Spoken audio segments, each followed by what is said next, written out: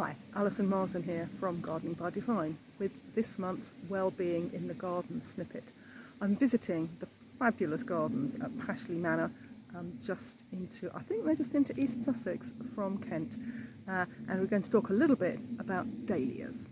I'm starting this Wellbeing in the Garden snippet with a small confession.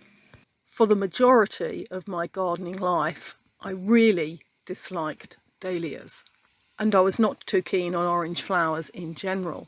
But as I have grown into gardening, I've changed my mind to the extent that I'm here today at Pashley Manor Gardens to visit their fabulous dahlias quite specifically, to admire the different colours and forms and how they're blended in to the mixed borders to provide a real blast of colour towards the end of summer.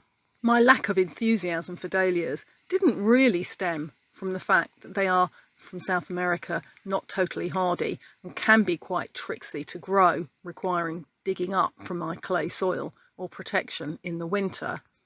I just found them too bright, too brash, swaggering, not at all subtle or sophisticated.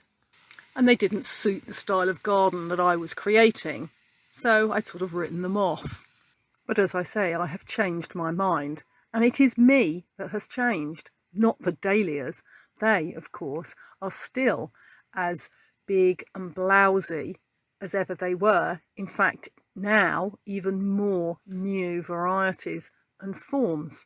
But I've come to appreciate that they may not be my style, but I can still admire as part of the wondrous variety of nature, that brightness, the very brashness, even the orangeness that once I disliked.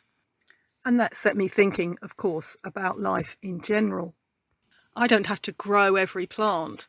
I don't have to be close friends with everyone, with people whose attitudes and lifestyle may simply be different from mine. But appreciating them, appreciating all those living things as part of the world, makes me a calmer, a happier, probably even a better person for setting aside those preconceived negative feelings about the harmless dahlia. So maybe it's time for a few minutes in a park or a garden or a visit where you can identify and learn to appreciate, if not love, your own orange dahlia.